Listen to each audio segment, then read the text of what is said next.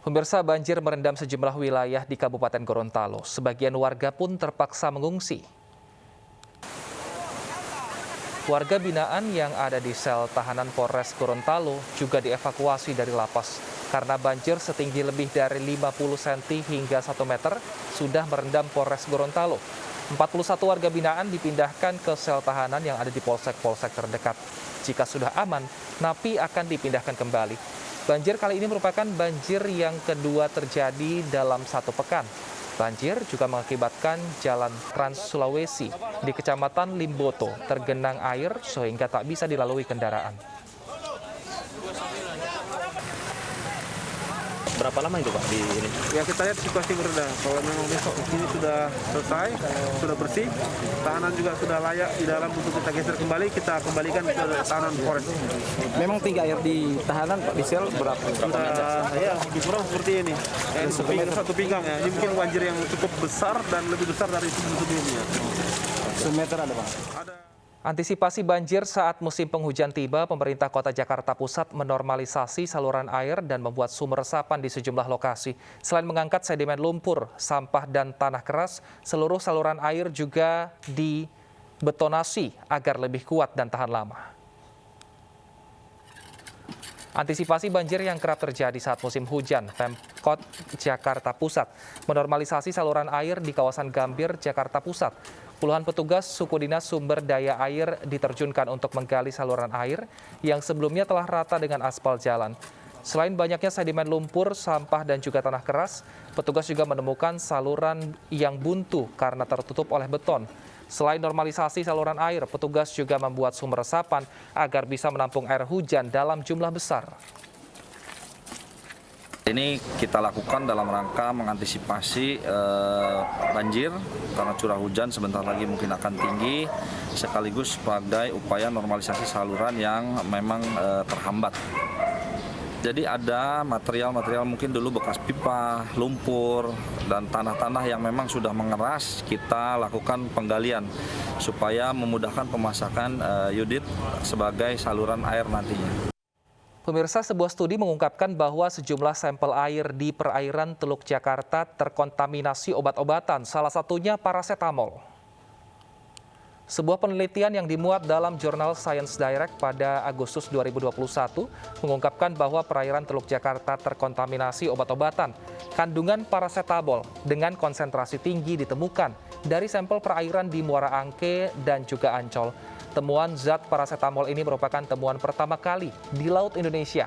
Ada 4 titik pengambilan sampel, yakni Muara Angke, Ancol, Tanjung Priok, dan juga Cilincing. Menanggapi temuan itu, Wakil Gubernur DKI Jakarta Ahmad Riza Patria tengah melakukan penelitian lanjutan melalui Dinas Lingkungan Hidup DKI Jakarta.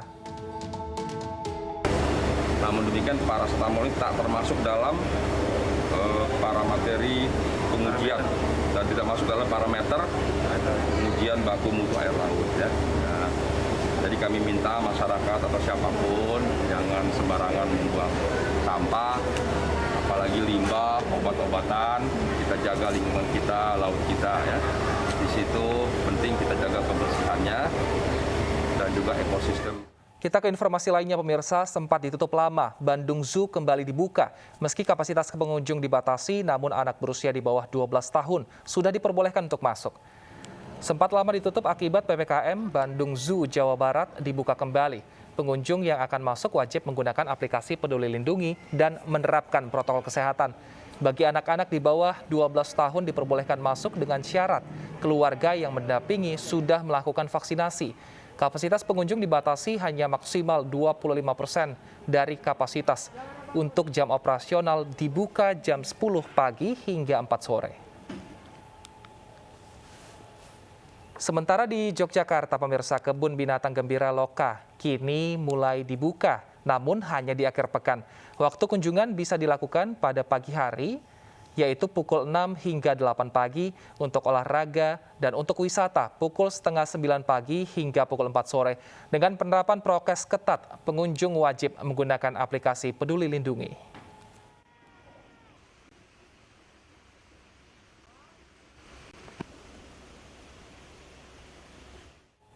Di masa PPKM, kebun binatang di beberapa kota besar kembali dibuka. Untuk mengetahui kondisi terkini, kita sudah terhubung dengan Desi Juliani di Bandung Zoo, Kota Bandung, Jawa Barat, dan juga Anissa Rizkia di Gembira Loka Zoo, Daerah Istimewa Yogyakarta. Kita ke Desi terlebih dahulu. Selamat siang, Desi. Apakah hari ini sudah mulai ramai pengunjung di Bandung Zoo? Ya, selamat siang Wilson dan pemirsa. Siang hari ini Bandung Zoo sudah ramai dikunjungi pengunjung, dan tentunya tadi juga sudah diinformasikan oleh Wilson ya, bahwa sebelum masuk ke Bandung Zoo, pengunjung ini wajib menggunakan aplikasi Peduli Lindungi sebagai syarat utama untuk masuk ke area Bandung Zoo. Dan selain itu juga anak di bawah 12 tahun ini diperbolehkan masuk asalkan keluarganya harus sudah divaksin. Ini salah satunya sudah hadir bersama saya, ada Pak Richard. Halo Pak Richard, apa kabar? Selamat siang. Pak Richard, boleh cerita nggak sih sebenarnya alasan memilih Bandung Zoo untuk wisata akhir pekan ini, kenapa sih Pak Richard? Karena Bandung Zoo itu udah kayak ikonnya kota Bandung ya, udah lama banget ya. Ini tuh sekarang pun udah banyak ya, itu hewan-hewannya, binatangnya juga gitu. Tadi kan wajib pakai aplikasi Peduli Lindungi ya Pak ya, menemukan kendala nggak sih Pak Richard? Waktu registrasinya nggak masalah. Terus pagi itu kita harus login, mungkin dari server atau mungkin jaringannya ya kita tadi ada error ya. Lalu solusinya apa pada saat ada kendala itu Pak dari pihak? Udah regis ya, udah boleh masuk langsung gitu. Apakah ada antisipasi untuk mempersiapkan bawa surat vaksin secara fisiknya? Tadi ditanya juga kan, udah dicek, ditanya juga, udah vaksin, udah gitu. Untung bawa fisiknya ya Pak ya. Oke, kemudian pemantauan kesehatan, pemantauan protokol kesehatan, maksud saya ini seperti apa? Kan Bapak bawa anak kecil juga nih, gimana Pak Richard? Iya sama, dilihat, dicek juga suhunya. Terus ada wajib masker juga kan, kita semua wajib pakai masker di dalam area ini gitu. Baik, terima kasih banyak Pak Richard atas waktunya. Nah itu dia tadi ya Wilson dan juga pemirsa, bahwa memang ada beberapa pengunjung yang menemukan kendala seperti Pak Richard yang tadi ya, masih ada kendala tidak bisa login aplikasi Peduli Lindungi seperti itu. Tapi dari pihak pengelolanya ini sudah memberikan antisipasi atau solusi bagi pengunjung yang menemukan kendala. Nah, seperti apa sih suasana di kebun binatang di Yogyakarta? Ada rekan saya Anissa Rizkia di sana. Anissa. Udah dilemparkan. Ya Desi, halo selamat siang. Saya lagi sibuk selfie-selfie sih dengan kuda poni yang ada di Gembira Loka. Tentu saja ini mengobati rasa rindu saya karena hampir 2,5 bulan Gembira Loka Zoo ini ditutup karena PPKM level 4 diberlakukan. Namun kini daerah istimewa Yogyakarta sudah memberlakukan level 3 dan untuk saat ini Gembira Loka Zoo sudah dibuka untuk umum, namun hanya di hari Sabtu dan Minggu saja.